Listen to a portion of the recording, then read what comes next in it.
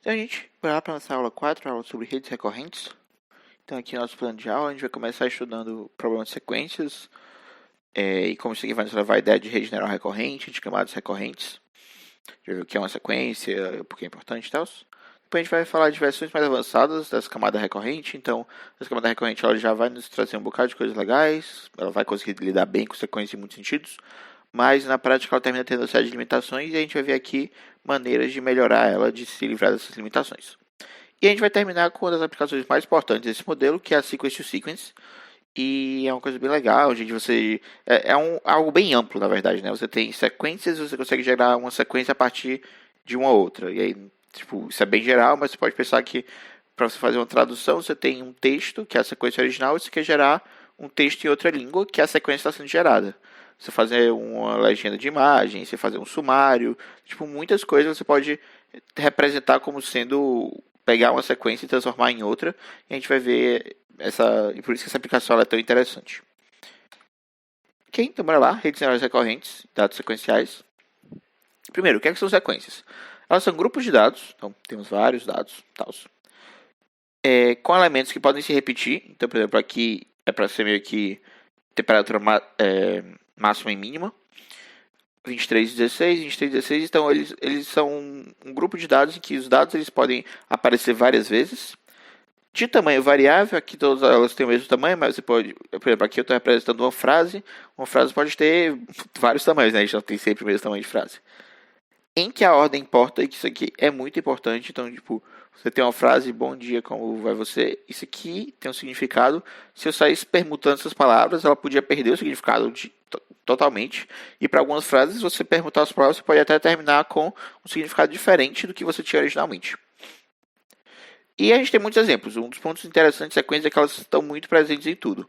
Então, texto é uma sequência. Na verdade, texto, se você for parar para pensar, são várias sequências uma dentro da outra. Então, sei lá, você tem um livro, que ele é uma sequência de capítulos, os capítulos são sequências de páginas, as páginas são sequências de parágrafos, os parágrafos são sequências de frases, as frases são sequências de palavras, as palavras são sequências de letras. Então, assim, o texto, na verdade, ele representa várias sequências umas dentro da outra. Você tem áudio você tem uma série de barulhos e aí eles estão em sequência, aí você termina gerando áudio, uma série de sons, na verdade. Perdão. Séries temporais em geral, então assim, qualquer coisa você tem variando com o tempo, vários valores em ordem, você tem que um tipo de sequência. Imagens você pode ver como sequência. Uma coisa legal que assim se aplica para muitos deles, pode ser imagem, pode ser texto, é que a ordem não é tão óbvia, na verdade. Então, assim, para texto, geralmente a gente trata do começo para o fim. A gente vai ver depois que tratar do fim para o começo também é interessante. E para imagens, aí é mais louco, né? Você pode ter esquerda-direita e vai descendo. Ou então você pode ter esquerda-direita, depois direita-esquerda, esquerda-direita e vai fazendo essa coisa. Não é bem um zigue-zague, né? Mas essa alternância. Então você pode fazer uma coisa meio que indo para o centro, que você vai fazendo assim nas bordas, aí sobe, vai indo para o centro. Então assim, imagens tem essa coisa interessante, você pode ver de várias maneiras como que elas representam sequências. Então elas estão ordenadas como sequências. Música na verdade seria meio que duas sequências, né? A gente vai ter a letra, que é por si só uma sequência de palavras, e a gente vai ter a melodia, que vai ser uma sequência de notas musicais. Programas são uma sequência de instruções para o computador seguir. Decisões, se você é aprendizado por reforço, você vai ter um agente que ele recebe observações do mundo, ele faz observações do mundo e depois ele toma decisões, ele age em relação ao mundo. E isso aqui você na verdade pode ver como sendo duas sequências, a sua sequência de observações e a sua sequência de decisões. Então assim, muitas coisas podem ser realmente vistas como sequências. Então, o que a gente quer em um método que lida bem com sequências? Primeiro, tem que lidar com a entrada de tamanho variável. Isso aqui a gente tinha falado, sequência tem tamanho variável, a gente quer poder lidar com isso.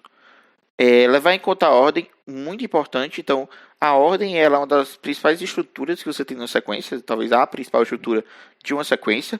E aí você ignorar a ordem é quase como você está pegando uma imagem e passando por uma camada densa, né? Você está ignorando a estrutura, então você vai precisar de mais parâmetros para ter um desempenho comparável em relação a algo que consiga realmente levar em conta essa estrutura ordenada, a estrutura sequencial. Mudanças de um elemento pode ter grandes efeitos. Esse aqui ele é interessante, é difícil de você ter, mas é bem interessante também. Você tem uma frase, você coloca um não no meio da frase, de repente todo o significado dela inverteu, então assim, é um efeito bem grande. Você pega uma palavra da frase, você troca ela pelo antônimo, de novo você tem um efeito muito grande. Então você quer que essa coisa aqui, uma pequena mudança, tenha um efeito grande ao longo no nosso significado. A gente quer que seja aprendível, então para a gente isso quer dizer diferenciável. A gente não quer uma coisa estática, a gente quer algo que possa ser aprendível e otimizado para uma tarefa específica, porque em geral isso nos dá um desempenho melhor do que você pegar algo genérico. E para o nosso curso aqui, isso quer dizer que tem que ser diferenciável para a gente poder treinar com gradiente descendente, backpropagation e tal. A gente quer que lide com contextos grandes, né? Então, o exemplo lá do livro, se eu for pensar no livro do ponto de vista de sequência de frases, pode ser que tenha uma frase lá na primeira página que ela tenha informação relevante para a página 100. E aí você vai ter, sei lá, 10 mil frases entre a primeira página e a 100ª página. Tá, não 10 mil frases, mas vamos supor, 10 mil palavras da primeira para a 100ª. E agora, né? E se você não sabe lidar com contexto grande, o seu método não vai conseguir lidar com isso. Então, assim, idealmente lida com contexto grande. Nem sempre vai ser necessário, mas se a gente está atrás de um método que seja realmente bom, perfeito e tal, é bom que ele consiga lidar com contextos grandes. Então, o primeiro método desse, a gente tem o Bag of Words, que é meio que sacola de palavras. Então, é um método clássico que vem de NLP, de processamento de linguagem natural. Então, a gente vai tratar cada membro da sequência como sendo independente. O que a gente vai fazer? A gente vai ter um vetor que representa o nosso vocabulário.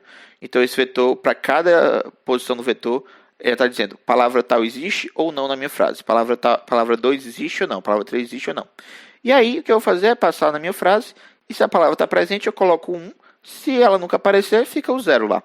Então, por exemplo, aqui, um pequeno grão de areia, a palavra 1 está presente, a palavra 2 não. A palavra grão está presente, a palavra areia está presente, a palavra baleia não. Note que pode ser que existam palavras que não aparecem nesse meu vetor, então a gente meio que vai estar ignorando elas. Isso aqui é um dos problemas que você tem que lidar. A gente tem algumas extensões, e as extensões elas ficam importantes quando você nota coisas tipo isso. Então você tem o baleia, baleia, baleia, que é quando uma baleia dá um tiro em outra baleia. Você vê que a representação é só isso aqui. E aí você vê que ele está perdendo muita informação da frase, né? Então, uma das extensões possíveis é você fazer contagem. Então, aqui ia ser 0,0003, porque essa palavra aparece 3 vezes. Apesar que, mesmo assim, você vai ter a fraqueza de essa baleia aqui no meio é um verbo de dar um tiro, e essas duas baleias aqui, elas são substantivos que representam o animal marítimo, né? Então, ainda teria uma certa fraqueza, mas já estaria um pouco melhor. Uma outra extensão é você colocar a proporção. Então, aqui viraria 1, porque todas as palavras são baleia. Aqui, cada um desses caras estaria dividido pelo tamanho da frase. Então, essa frase aqui tem 5 palavras, e esse é um quinto, um quinto, um quinto aqui. Beleza, bora comparar agora os critérios. Lida com entrada de tamanho variável? Lida. Não importa o quão grande seja a entrada, a gente vai colocando os 1s e os 0s nas posições corretas lá. Leva em conta a ordem? Nem um pouco. A gente está ignorando completamente a ordem. Mudança de um elemento pode ter grandes efeitos? Mais ou menos. Tipo, se o elemento não existia antes, ele passa a existir, você realmente mudou a representação. Mas mesmo você não mudar a representação, tipo, você mudou um bit num vetor inteiro, né? Não é uma coisa que tem um impacto muito grande na representação. Então, eu diria que tá mais na direção do não. Em geral, uma mudança não tem um efeito muito observável. É aprendível? Nem um pouco. É totalmente estático, o mesmo padrão de sempre. Lida com contextos grandes? Lida. Assim, no sentido assim, de não importa o quão grande seja o contexto, você vai colocar lá.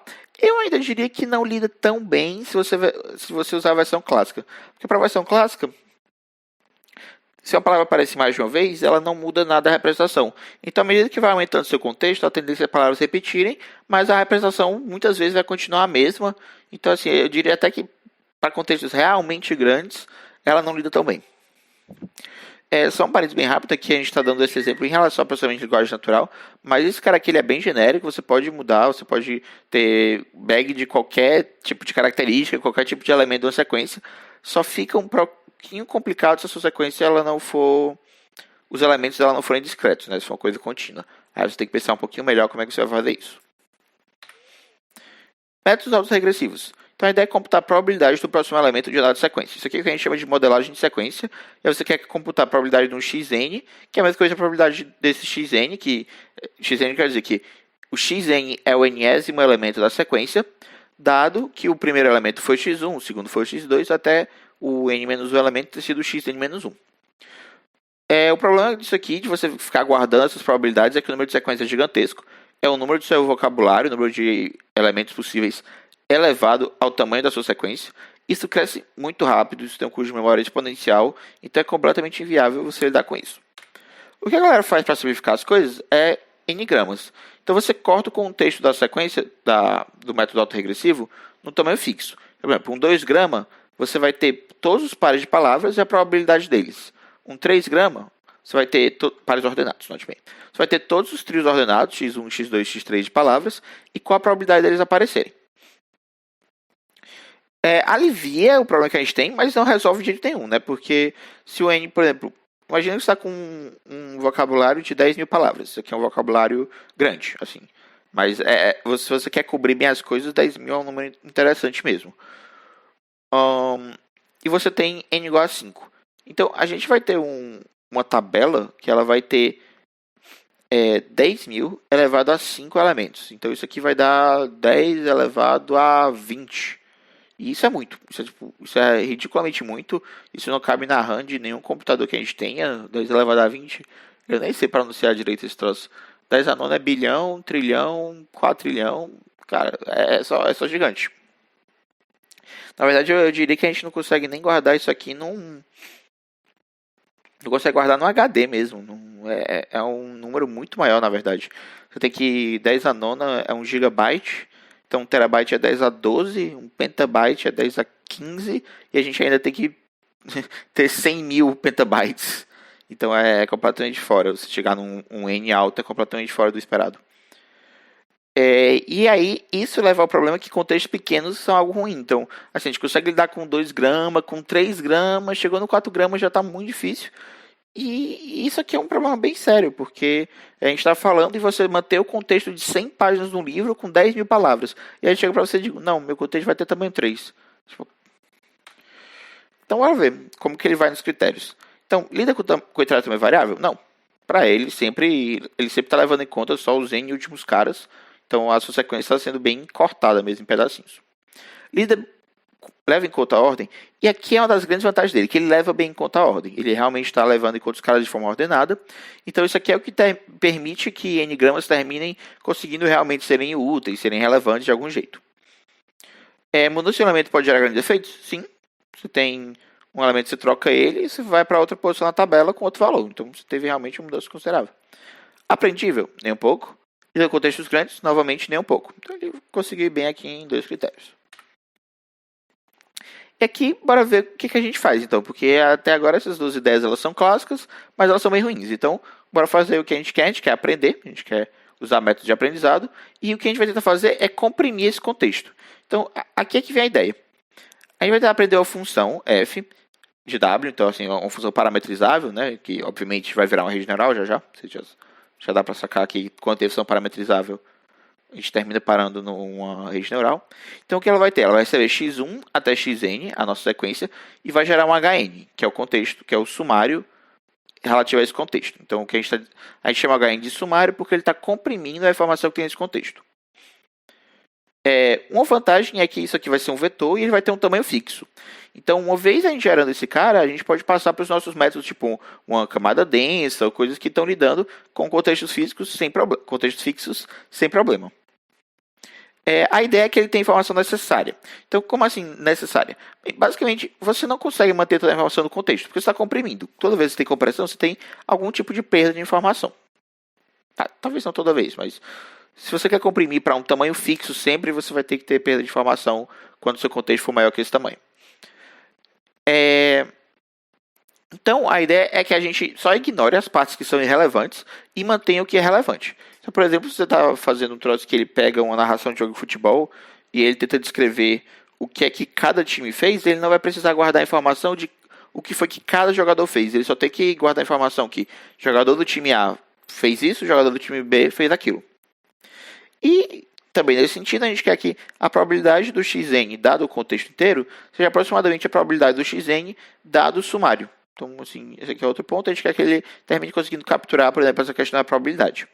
Mas note que a gente só jogou o nosso problema para essa função aqui. Porque agora essa função ela vai ter que conseguir lidar com coisas de tamanhos diferentes. E ela vai ter que ter todas as propriedades que a gente tinha falado até agora e que a gente não estava conseguindo. Ela vai ter que lidar com contextos grandes, com ordem e tal, tal. Mas aqui é que vem uma ideia legal. Que é, se a gente retroalimentar, se a gente alimentar de volta o H na nossa função. Então, em vez da nossa função pegar o contexto inteiro, ela pega o novo cara e o sumário anterior. Então, a gente vai ter aqui a f de novo cara sumário anterior, gera o novo sumário. Então, por exemplo, f de x1 e o sumário 0 gera o sumário 1, o sumário que está sumarizando só o x1. F de x2 e o sumário 1, que estava sumarizando só o x1, vai gerar agora o H2. Então, ele está sumarizando tanto o x1 quanto o x2. E assim em diante. Então, com isso, a gente consegue comprimir o contexto. A F está recebendo cara sempre de tamanho fixo. E o que a gente está fazendo só é retroalimentando a saída da F para ela mesma. E essa é a ideia da RNN. É basicamente essa a ideia principal dela. Então, você vai ter aqui o dado, ele vai entrar, a gente vai gerar um contexto novo e a gente vai passar esse contexto novo para as camadas seguintes. Um sumário novo para as camadas seguintes. Então, para lá, em geral, o que a gente vai ter é o sumário, ele é uma tangente hiperbólica de um peso que multiplica o sumário anterior, mais um peso que multiplica o x, e assim, aqui também teria mais um viés. Tá? Então, você vê que isso aqui é basicamente uma camada densa que está recebendo esses caras como entrada. E aqui é a função de ativação dela. E a única diferença mesmo é que a saída das camadas densas depois vai ser alimentada de volta para ela. E aí a saída final, por exemplo, se você quer fazer uma previsão, probabilidades, que aqui é mais um exemplo mesmo, seria você passar uma softmax por outra matriz que multiplica aqui o nosso contexto e, por exemplo, você somaria também mais um viés aqui. A ideia é relativamente simples, como eu disse, foi realmente, depois você pensa nessa ideia de retroalimentação e de comprimir contexto, ela surge bem rápida, é só você pegar isso e trazer para um contexto de redes neurais. Ela vai cobrir em torno de 3 dos nossos requisitos, na verdade, mas ela cobre requisitos muito importantes, como, por exemplo, lidar com sequência de tamanho variável, lidar a ordem importar e ser aprendível. Então, no fundo, esses 3 contextos são entre os mais importantes. Ela vai estar cobrindo bem. E um ponto legal é que ela tem também essa ideia de compartilhamento de peso, porque você vai passar aqui o x1 e ela vai usar o wx e o wh e o wy. Aí você passa o x2 e ela vai usar o mesmo wx, o mesmo wh e o mesmo wy. Então, assim, você está reutilizando esses pesos, está compartilhando os pesos ao longo do tempo. Então, o que a gente diz é que a RNN ela reutiliza os parâmetros no tempo. E você consegue fazer uma analogia com a CNN, com as redes convolucionais, que elas reutilizavam parâmetros no espaço. Para deixar bem claro, RNN é rede neural recorrente. Tá? Eu não sei se eu já mencionar, mas RNN é rede neural recorrente em inglês. E a gente usa ela para qualquer rede neural que tenha uma camada recorrente em geral. Beleza, tá. E CNNs elas têm uma reutilização de parâmetros no espaço. Então o que a gente tinha aquela imagem. E aí você multiplicava os caras aqui, somava e tal. E aí você passava a janela para multiplicar os próximos caras, a janela para multiplicar os próximos caras, e sempre eram os mesmos pesos. Então você estava reutilizando aqueles parâmetros ao longo do espaço da sua entrada. Aqui a gente vai estar reutilizando os parâmetros, só que é ao longo do tempo. Como é que a gente está nos critérios? Lida com entrada de tamanho variável, que é algo muito importante. Leva em conta a ordem. Novamente eu disse que era muito importante, que aqui é todo ponto de a gente estar usando a estrutura, né? A gente está adicionando um viés indutivo de sequência na nossa camada. E é aprendível. Então assim, ok. Se pode lidar com contextos grandes, do ponto de vista teórico, ela consegue, na verdade. Mas a gente vai ver na próxima sessão, no próximo vídeo, que ela, na prática ela falha muito aqui. E mudança de elemento pode ter grandes efeitos, nem sempre, porque vai sendo naquela parte da compressão, muitas vezes termina que a coisa se perde um pouco. Beleza? Por fim, falar de RNNs profundas. Em geral, a gente já diz, basta ter uma camada de RNN que a gente diz que ela é uma rede profunda no tempo, porque ela está agindo, quando você vai tendo a sequência, a RNN ela vai ter muitas, na verdade até dificuldades mesmo, propriedades de uma rede neural que é profunda, como se em cada camada ela estivesse recebendo um elemento da sequência. Então, por exemplo, se tem uma sequência de tamanho 100, a sua RNN ela se comporta de um jeito semelhante a uma rede neural de profundidade 100. E isso vai ser um problema bem grande, a gente vai ver já no próximo vídeo, né? Mas a gente também pode combinar ela de camada normal, a gente também pode combinar camadas recorrentes para formar uma rede tradicionalmente profunda. E aí o que vai rolar? A gente tem que tomar o seguinte cuidado. Beleza, eu tenho aqui a camada recorrente, ela vai soltando os sumários. Se você quer colocar uma densa depois dessa, a ideia é que você só use o último sumário da sua RNN como entrada para densa. Se você quer colocar uma outra recorrente, uma outra camada recorrente em cima da sua camada recorrente inicial, essa segunda camada recorrente ela precisa de uma sequência. Você não pode passar só um vetor para ela. Então o que você faz é, você vai alimentando ela com todos os sumários. Ela vai recebendo não a entrada inicial, mas sim os sumários que a primeira camada está fazendo. E realmente vai ter essa ideia de redes neurais, né, que ela vai conseguir usar isso para gerar características, para gerar sumários que estão agrupando mais informação, que estão agrupando, na verdade, informação de um nível mais alto do que a camada anterior. Beleza, então, para esse vídeo é isso, gente. Até mais.